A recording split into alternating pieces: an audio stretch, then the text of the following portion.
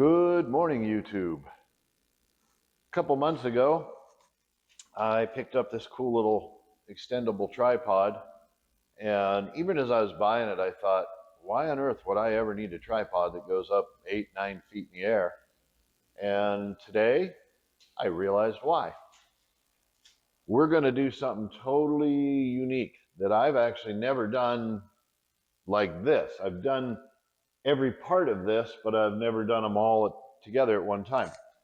So let me turn this around a little bit so you can see what's up. So this microwave cabinet, when the installer went to put it together, he got his screw off just a little bit, and he ended up cracking this face frame. And I think I can get that to where you can see. Right here, we got a little split out in the face frame, which obviously is a no-no. So what I'm going to do is I'm going to change out that face frame, and I think I've got it all figured out how to do it with the microwave still in place. If I'm right, this is going to go great, and you're going to see a cool little video.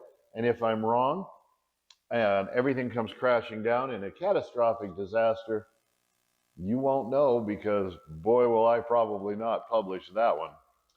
I'll be busy working a second job so I can pay for everything that got broken. But I think I've got this all figured out, and it's not that big a deal. I would take the microwave out if it weren't for the fact that it's already all it's all installed. All the vents are connected. Everything is already done. I could cut all that out and I could drop the microwave, but I would have to go find a second body, because it's just not really a good idea to try to take one in and out by yourself. Even though, again, I've done it, I just don't want to.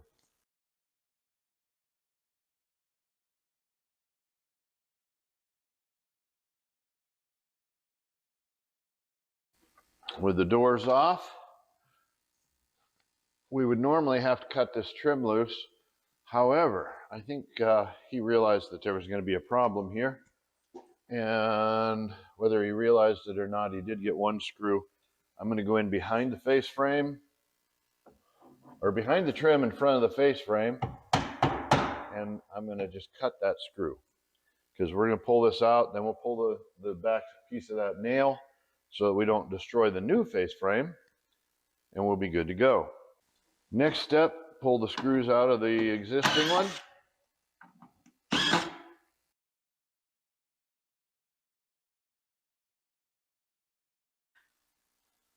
And I can see exactly how the face frame got broken. Two reasons. First off, and I'm not sure he pre-drilled it all. If he pre-drilled it all here, in through this, you pre-drill through the first face frame completely, and you just touch the other side to give your screw a starting point, a set. It looks to me like he either didn't drill at all, or he drilled a tiny little pilot hole with a countersink on it. In some cases, he might be fine, but in most cases, you're asking for trouble if you do that. You need to pre-drill through this first face frame, just touch the second face frame, and that creates a vice effect with the screw. You can countersink them. I think it looks a little better. These bugle head screws will countersink themselves to a degree. They may not be perfectly flush, so a little countersink is a great idea. The other thing he did, and I just noticed it when I got up here, is when those things became flush, he continued to hit it with probably, I'm guessing, at least an 18 volt, if not a 20 volt, and he sank the screw even further. When you're doing that with one of these bugle heads, if you've ever split firewood, same thing. If you start really pounding down into that face frame, those fibers have to go somewhere. And at some point, something's got to give, and that's what happened here. It gave, and it blew the front of that face frame out.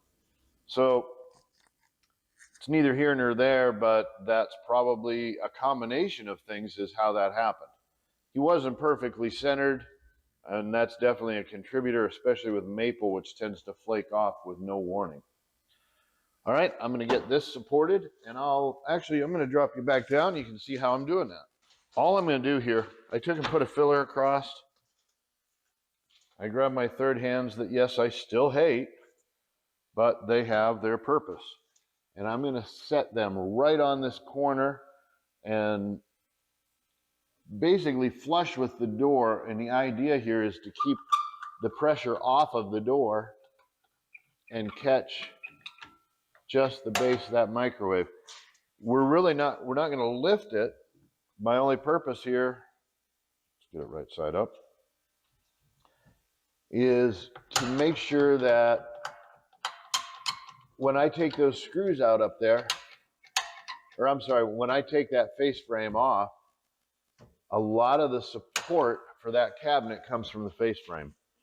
So I don't want the weight of this microwave to pull this cabinet apart while I've got the face frame off. The face frame holds the sides on, holds the bottom up.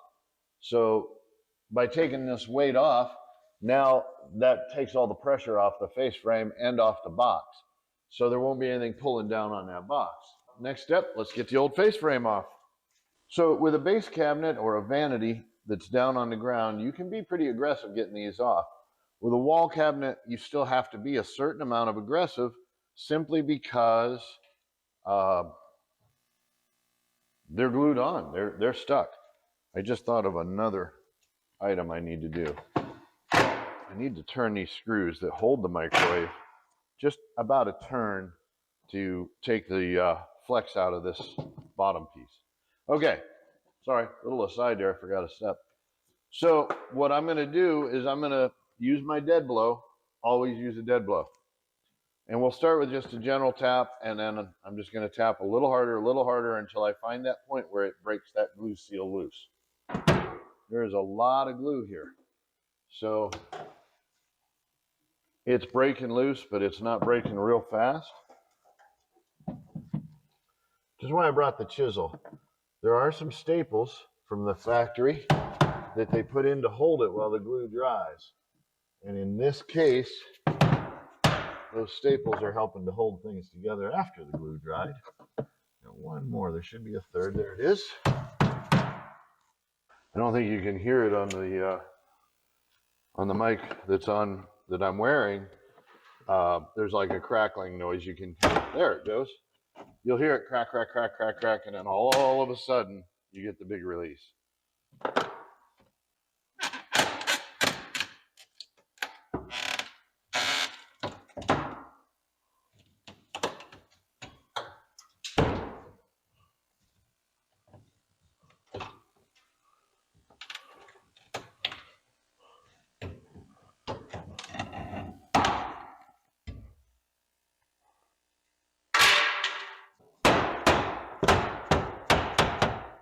Definitely have a broken screw.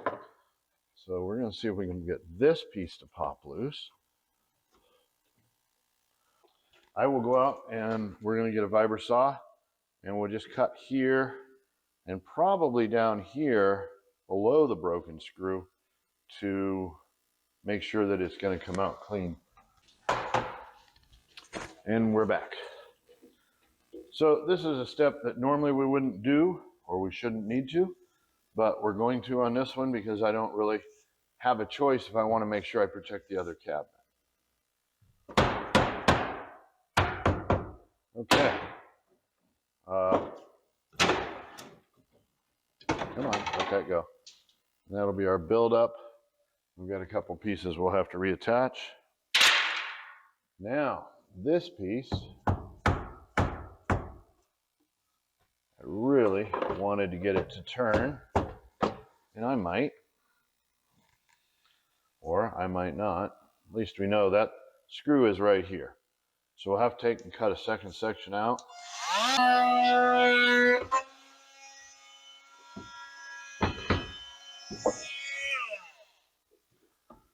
Okay, we're majority of the way through. Try and get this bottom part to break off so that we can separate them and then hopefully be able to turn that section with the screw off of there. Okay, now he's gone.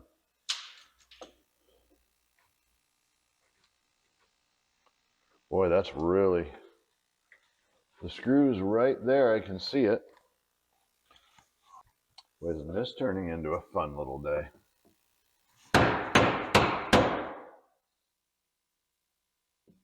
It's not a broken screw. It's a broken drill bit, which is why my blade just got shattered. For the most part, it's pretty toast. There we go. And we got it. So there's our culprit. A drill bit that's snapped off, which does prove he pre-drilled. But the bit is, I want to say, an 1/8 inch bit, which is why everything's going to hell here. So pretty much, if you watch the video on the vanity face frame replacement, the balance of this is going to be pretty close. I need to clean off the screws, pull out these nails, clean up a little bit of these ragged edges, and we're going to cover those all with the new face frame. But we'll get some glue in here and reattach a new face frame and put this all back together. As you might have noticed, I use a little mini pair of needle nose vice grips. Picked them up for a couple dollars at Harbor Freight, and I find that they are one of the best things for pulling out these small nails.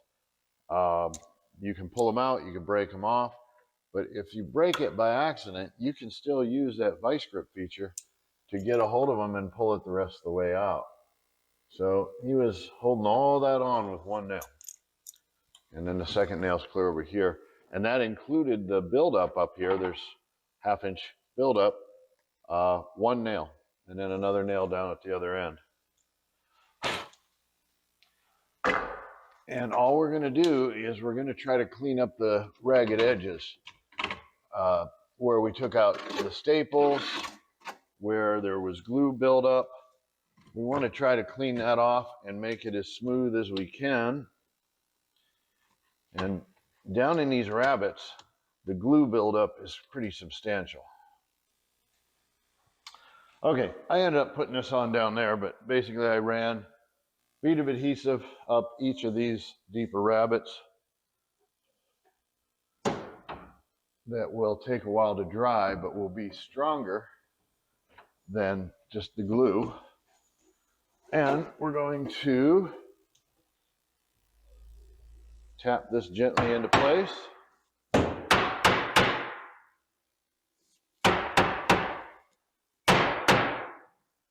And the trick with these is getting the sidewall panel, the side panels can move. So we need to get those to cooperate. And what generally happens, like right here, once you get it to start, that side's tapped right in nice. This side is being a little more difficult. And again, we're just gently tapping them. Just a little persuasion, and it should go. There we go. Oop, still not. Well, while I have this side is lined up perfectly, as a matter of fact, I'm going to go ahead and put the screws in on this side. Of course, the drill's down there.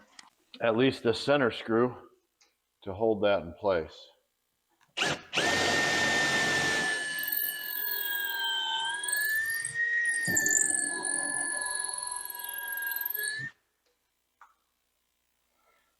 It kind of requires planning over the years. You know, you learn this trick, that trick, and the other trick, and you start adjusting to where I use a 2.5 inch Buglehead Phillips screw, drill that hole, whatever that depth actually is.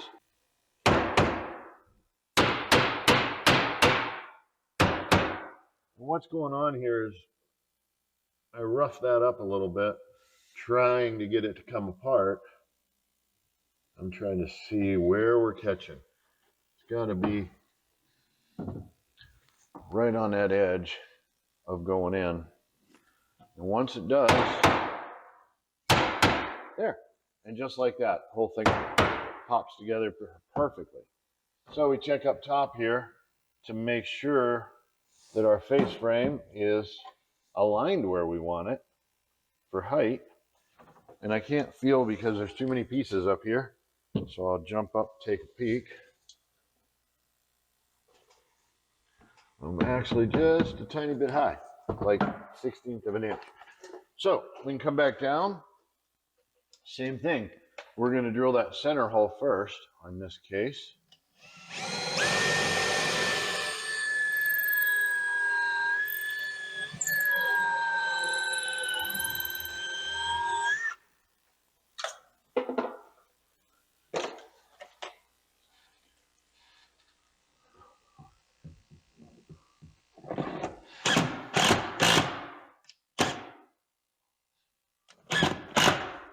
Okay.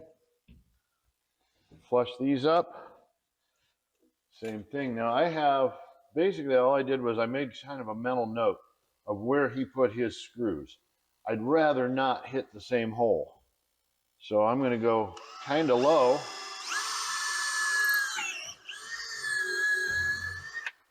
And kind of high to put mine in.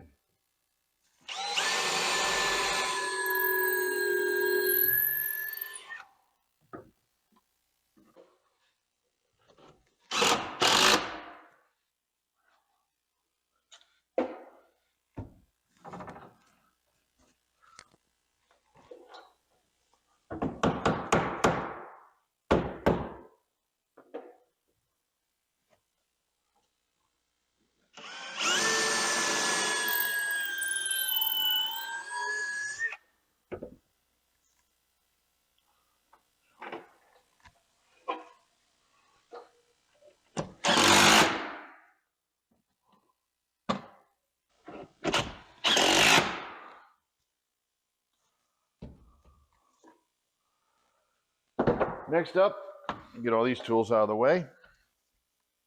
We got our hot glue. The gun is hot, and we're going to go back here and we're going to run a bead and let it run down. Whoops. I got the glue really hot.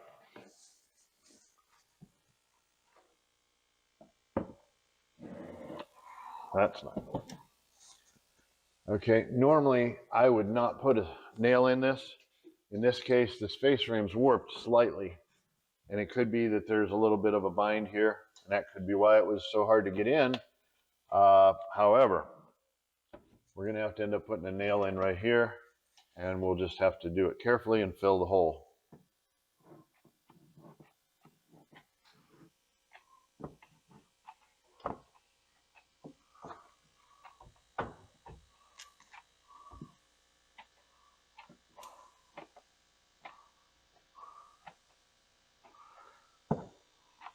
Now I like to err on the side of caution as when it comes to putting the glue in, especially over here where it seemed like, wow, that really went smooth.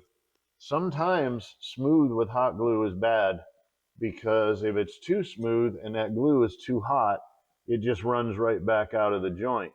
On the upside, if it's real hot, it'll often suck down into the joint and make it even stronger. There's no way of knowing from our perspective which it is. And down here I put just a nice gentle small bead, kind of like you would with caulking. And I'll pause and hold that long enough for it to cool enough to be sticky. Now they make different types of hot glue. I use a standard because I'm cheap. They call it a high-speed hot glue. It's more dense, so it takes more heat to get it liquefied, so it stays at that perfect consistency a little longer and cools faster. No idea how, that's up to the chemistry people. Because it cools faster, it gets rigid, so they call it a high-speed hot glue. These are, I think, $8 or $9 for a bag of 12, and those are like $18, $19 for a bag of 6. I've got 5 minutes. I'll hold it while it dries enough to stick. And we're already almost there just in the time it took me to explain the difference between the two types of hot glue. So I've got my forearm up against this pretty tight. And for me, it's going to be a long, boring sit. For you, it's going to be a couple seconds. The glue doesn't really stick to these finishes.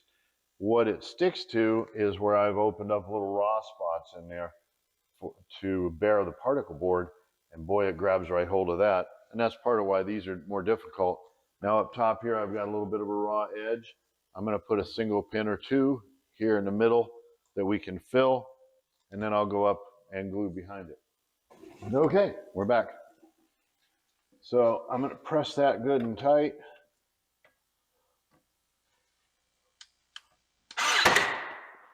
We're going to do a couple because that's going to be another of those positions where it's kind of important to have a good solid fit.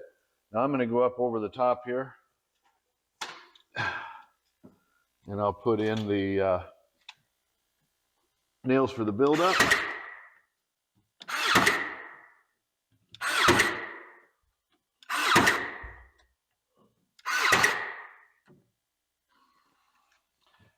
Retrieve the chisel I left, and we'll pop back up here and run a little glue in the back side here.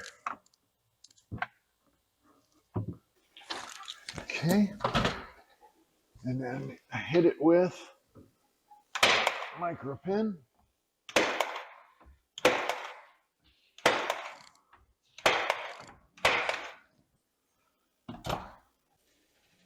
So all that's left, other than we're going to do a little touch up here when we're all done, I'm going to put the doors back on.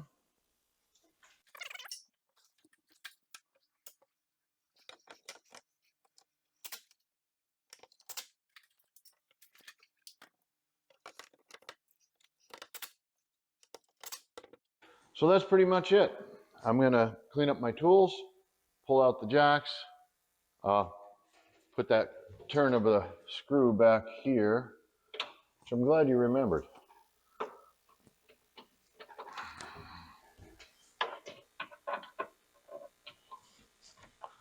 There we go.